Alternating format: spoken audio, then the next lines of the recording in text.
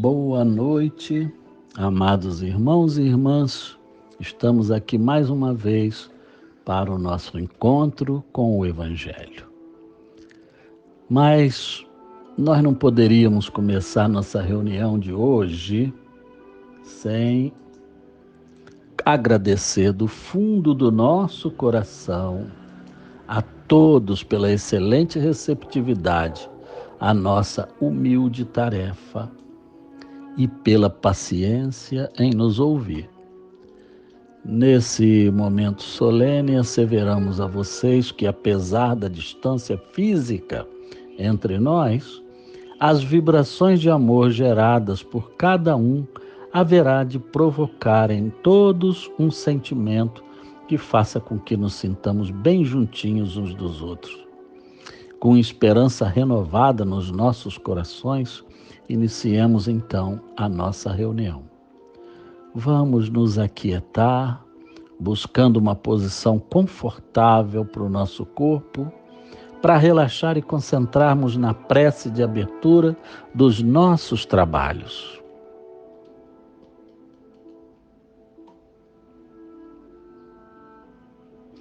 Amado Mestre Jesus, unimo-nos nesse instante em um só pensamento, diante da vossa excelsa grandeza, para em primeiro lugar agradecer pelo vosso zelo conosco, cuidando-nos para que o melhor para nós esteja sempre ao nosso alcance, de acordo com os nossos merecimentos. Derramai sobre nós, Senhor Jesus, as vossas bênçãos, que haverão de implantar uma sólida fé e um amor fraterno nos nossos corações. Doai-nos misericórdia, Senhor, para que diante de cada queda nos sintamos motivados e fortalecidos para levantar e seguir em frente, sem murmurar e sem olhar para trás. Transformai-nos, ó Mestre, em paladinos da vossa vontade, fortalecendo os nossos laços convosco, de tal sorte que não nos falte inspiração sempre que formos chamados a proferir a vossa palavra àqueles que acorram a nós, clamando por um ombro consolador em renovado acolhimento. Clareai, Senhor, nossas consciências e a nossa visão espiritual sobre o momento atual, mostrando-nos intimamente que essa tormenta é necessária, passageira e profilática para toda a humanidade. Assim, Senhor, humildemente rogamos a vossa autorização para iniciar a nossa reunião reflexiva desta noite. Ficai conosco, querido Mestre, que assim seja. Então, irmãos, passemos agora à nossa leitura do Evangelho de Jesus. Bom, hoje foi sorteado o capítulo 7 do Evangelho, que se intitula Bem-aventurados os pobres de espírito. E nós vamos ler especificamente o item 5. Assim diz esse item. Em certo sábado, Jesus entrou na casa de um dos principais fariseus para fazer ali uma refeição. Os que lá estavam o observaram. Então, notando que os convidados escolhiam os primeiros lugares, propôs-lhe Jesus uma parábola, dizendo: quando fordes convidado para bodas, não tomeis os primeiros lugares, pois havendo entre os convidados uma pessoa mais considerada do que vós, aquele que vos haja convidado dirá: dai o vosso lugar a este. E vos vejais constrangido a ocupar, cheio de vergonha, o último lugar. Assim, quando fordes convidado, colocai-vos no último lugar, a fim de que quando aquele que vos convidou chegar, vos diga: meu amigo, venha mais para frente. Aí então será para vós um motivo de glória diante de todos os que estiverem convosco à mesa. Porquanto todo aquele que se eleva será rebaixado, e aquele que se abaixa será elevado. Assim escreveu São Lucas, no capítulo 14, versículos 1 e 7 a 11.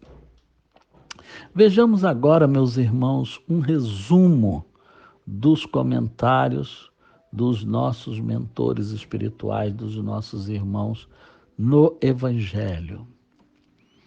Estas máximas decorrem do princípio de humildade que Jesus não cessa de apresentar como condição essencial da felicidade prometida aos eleitos, e que ele formulou assim: bem-aventurados os pobres de espírito, pois deles é o reino dos céus.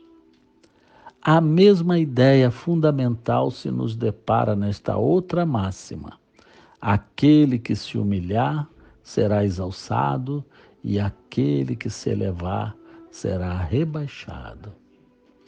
Não procureis, pois, na terra os primeiros lugares, nem vos coloqueis acima dos outros, se não quiserdes ser obrigado a descer.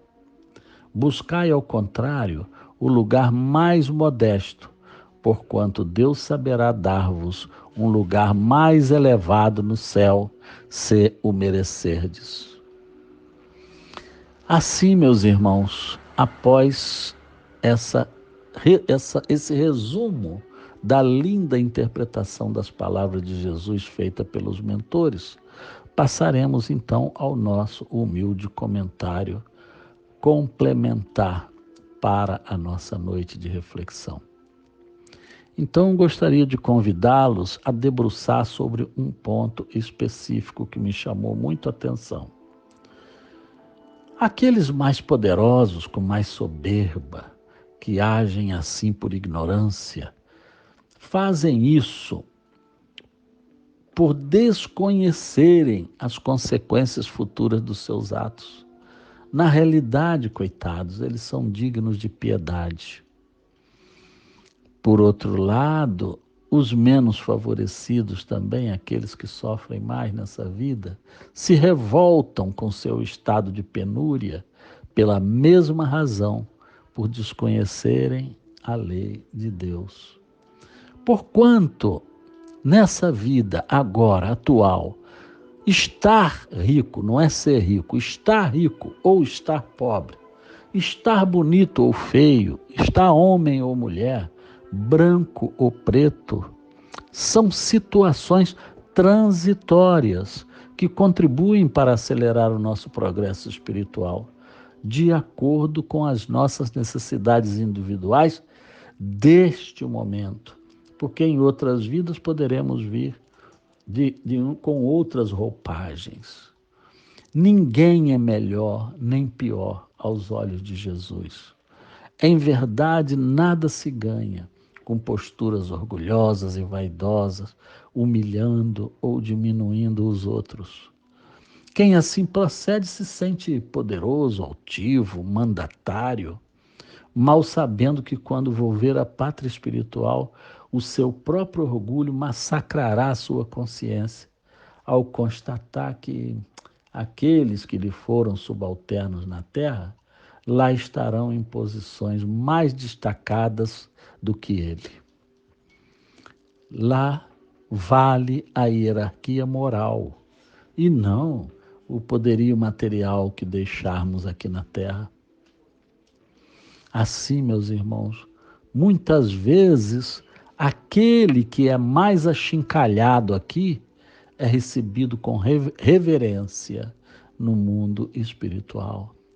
Aquele que viveu para servir os outros aqui, taxado de bobo muitas vezes pelos espertinhos da terra, no céu é recebido com honras de quem cumpriu os preceitos do Cristo sem titubear, sem fraquejar, sem esmorecer diante das humilhações sofridas aqui na terra.